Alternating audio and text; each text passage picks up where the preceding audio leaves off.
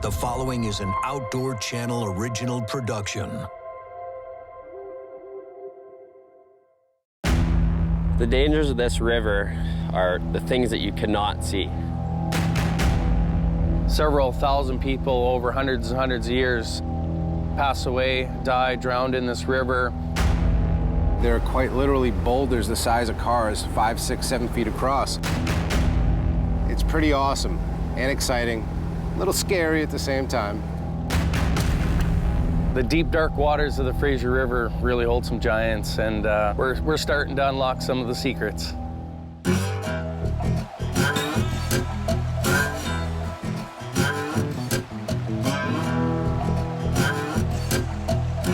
Carving its course out of the Canadian Rockies, washing gold from the strata of the earth. We are located in central British Columbia on the mighty Fraser River, just outside of Lillooet. Lillooet, British Columbia, it's really picturesque little village, the remnants of a gold rush era town. It's a small community, 1,000 people. Where people flocked by the thousands here during the gold rush to try to claim their fortune, seek their fame.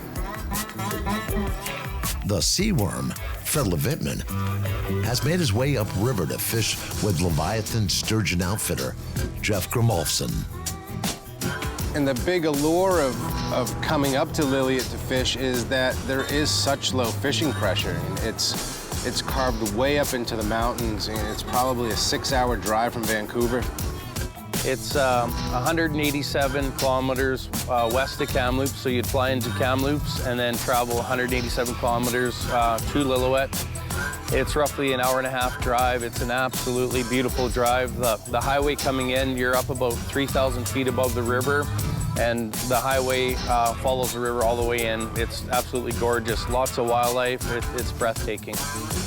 In fishing in these untouched areas, it's abundant that there's been such a low human impact here. Watching bald eagles swoop down and pulling fish out of the river, black bear roaming the banks looking for food, golden eagles, mule deer.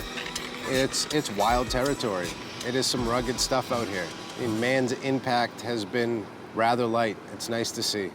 Unlike the mighty Columbia, the Fraser River is unsung. Yet it roars out of the mountains, carrying up to 500,000 cubic feet of water a second, all down to the sea.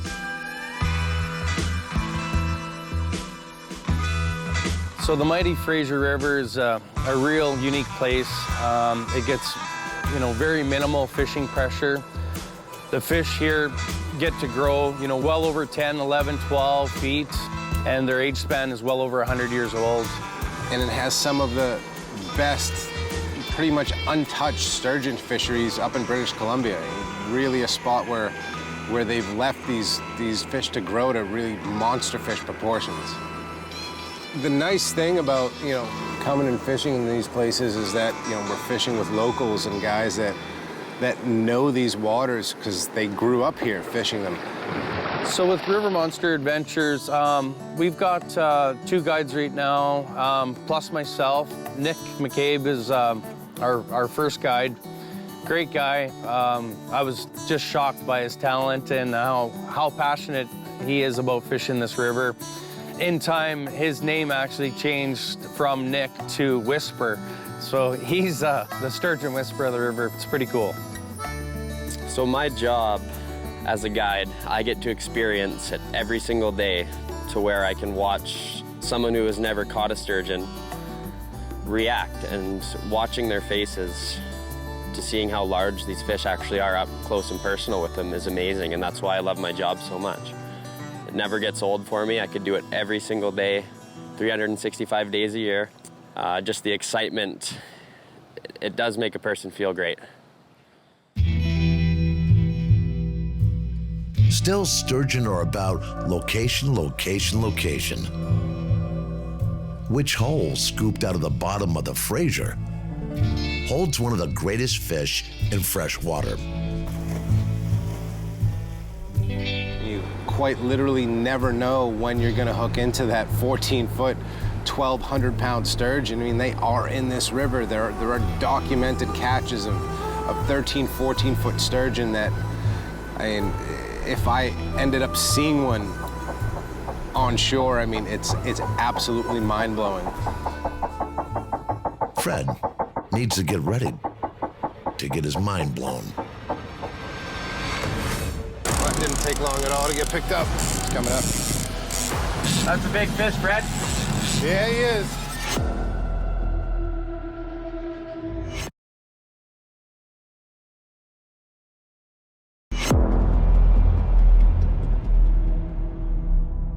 Canada's wildest rivers, sturgeon whisperers, and sea worms. Hard tackle for hard fish. And the hardest part is bringing them to the boat.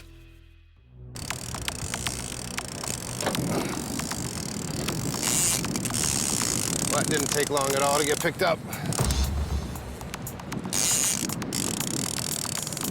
So Nick was just telling me that with the river dropping a little bit, that these sturgeon are kind of more bunched up in these holes and that we'd probably get bit pretty quick. And, you know, he really wasn't kidding. We barely just had this bait out a couple of minutes.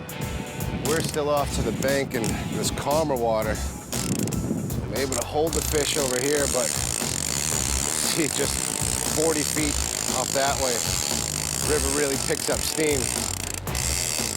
If this sturgeon ends up getting out into that current, then he's gonna run right downriver. We're gonna have to get off the bank and chase him down.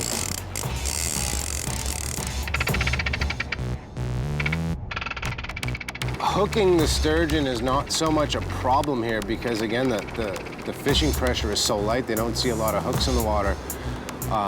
Landing them becomes an entirely different situation.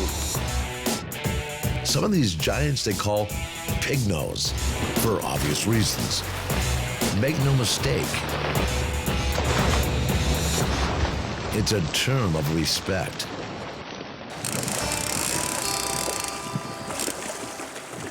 Gonna try to lead him over to you? This is a fish 250 million years in the making. And an expert guide, barely in his 20s. So I've done over 120 guided tours within the last 2 seasons of guiding, and I've always managed to put up at least 1 fish a day. Never been skunked. I've had my tough days. Everyone has their days. Nice girth on him anyways, healthy. Well, it didn't take long at all to get my first British Columbia sturgeon. No. Yeah, his belly is just full of food. You can feel it. Can you run him over this way? Well, there he was goes. off. Well, Yeah. Nick, Good job. you made that look pretty easy. Well, from the way things are going, I think I'm gonna be pretty tired come lunchtime. I think so.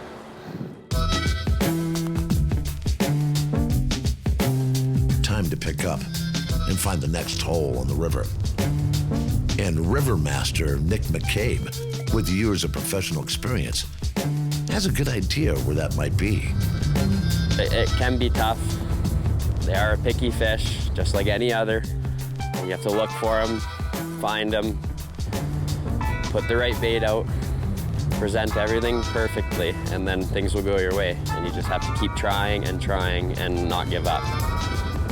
One of the great things also with fishing with Nick is that he grew up on this river, so he knows it like the back of his hand. I mean, he was rifling off names of all these spots. I mean, he was probably up in, 20, 30 different holes and, quite literally knows exactly where to cast baits and at what times, meaning at what height the river is, where exactly to place your bait so that they land right in the holes and the current takes it and drops it really right where you want it.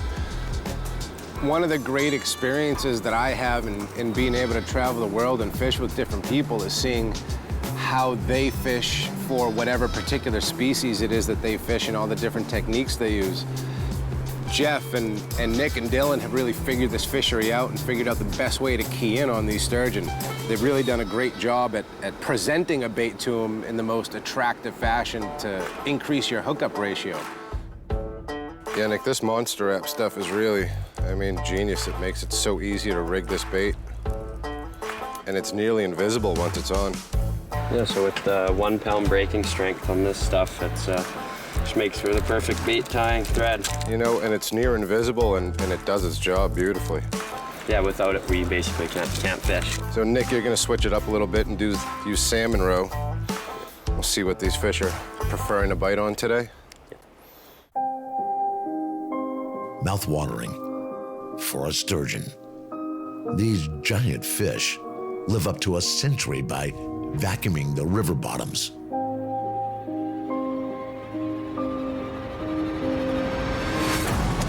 As he's wrapped up, can't move him around much.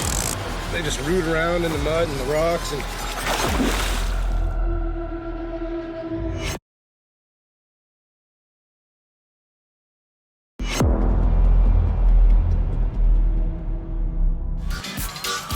The wild Fraser River, out of the heart of the Canadian Rockies. For Fred, the oldest, the biggest fish in fresh water. And every hole can hold one bigger.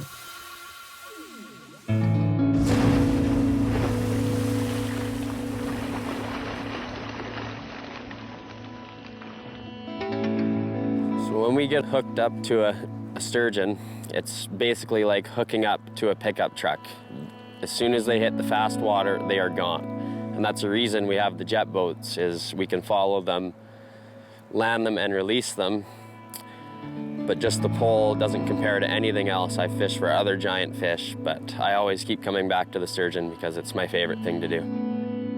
The grander is the 1,000-pound tuna that Fred has caught have all been in the sea. But imagine a grander on a river.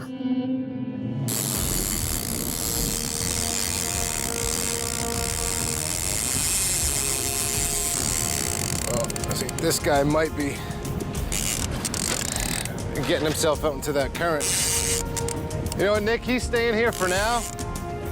Yeah, I guess we're ready to get off the bank and chase him if we need to. I kind of got a bit lucky. This guy was heading down current. He didn't quite get himself into the fast-moving water. And stop before he got in there. With any luck, we can stay right here on the shore and land him right here. I'll tell you, man, when these fish want to go, they just go. The size of that broad tail on them just moves so much water. With a tail shaped like a shark, it drive against the current, speed away from an angler, or hurl its entire body out of the water. It's coming up.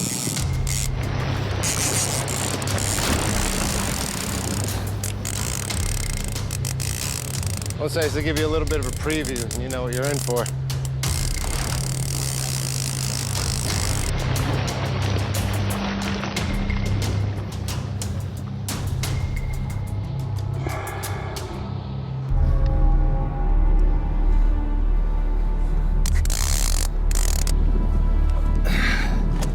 As he's wrapped up, can't really move him around much.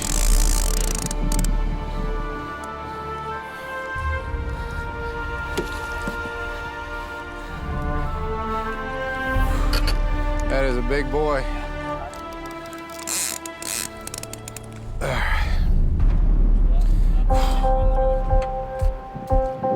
If you can weigh hundreds of millions of years, thousands of miles of sea and river, and a century of life, they're all in a sturgeon. You can tell they're really bottom feeders. See where the position of their mouth is on the bottom. They just root around in the mud and the rocks and just suck up any kind of food they can find off the bottom. See how that mouth kind of projects out like a shark, but no teeth. They're kind of like a cat's tongue, like largemouth bass. Nick, I think we're ready to let this one get back in the river. Yeah. See if we can't find one a little bit bigger.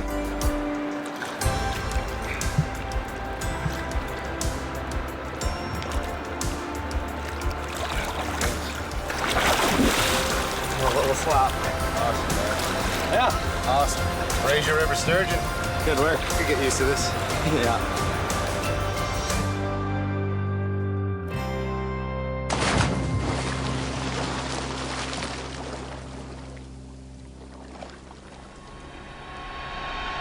I've seen reels send off smoke. Yeah, so we're gonna have to get off the bank and chase this one down. That's a big fish.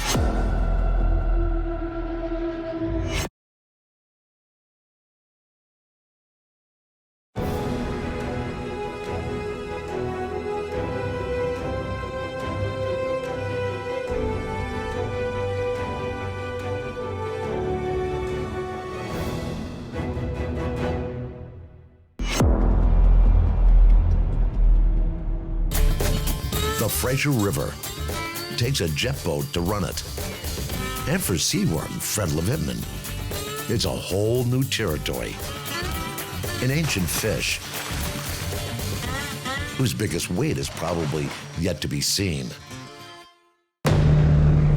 It's a full-out run up the river between sturgeon holes, with the water getting rougher and stronger with each mile. It's just a stop before the fish runs. So many times when we hook up to a larger sturgeon, we'll have to pull the boat off, get the anchor in within seconds because our reels are full with 300 yards of 200-pound line. And I've seen reels honestly send off smoke because they are going so fast. Yeah, so we're gonna have to get off the bank and chase this one down.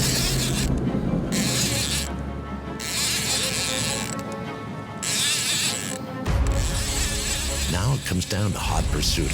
That's a big fish, Fred. Yeah, he is. Now, this one just swum himself right out into the current. He's looking like right on the bottom there, and we're sitting 30 feet right here.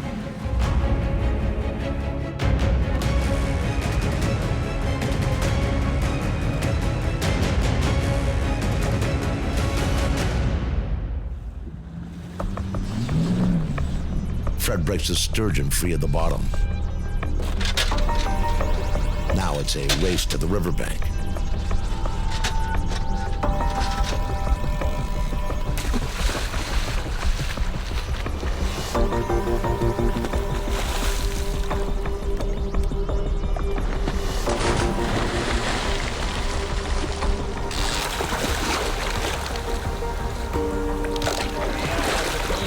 There he is. Okay. Holy cow. There we go. Now that there That's a big fish. is reason in itself to come up to BC and fish the Fraser River. Oh, it's tough to even ponder how a fish that's essentially a scavenger eats just decaying matter and dead fish and whatnot on the bottom grows to these sizes.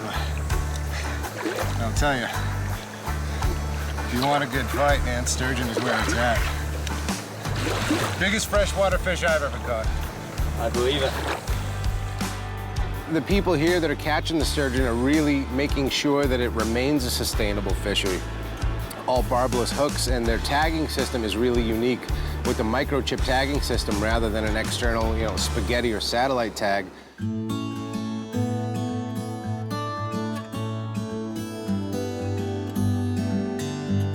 A really neat thing about this microchip tagging system is that if this fish gets caught again in the future, it's as simple as just putting that scanner over the fish and it'll immediately pick up all the data inside of that tag. All right, so I've got the microchip inside of the syringe. We always do it on the left side, about an inch back, nice and shallow here. Just a small poke. In there. And now that chip's right in that fish. Yeah, No and harm, no foul. It doesn't bother them in the future. Nope. And then we'll check it. We pick that up right away. It's nice to see that so many different fisheries in different parts of the world are now turning over to the catch and release side of things just to make sure that these fish are here for generations to catch beyond us. This guy's getting a little antsy. He wants back into the river. Nick, just gonna let this guy go. Yeah, ready to go. Awesome. Awesome, what huge animals. Well, Fraser River, Nick certainly have not let us down.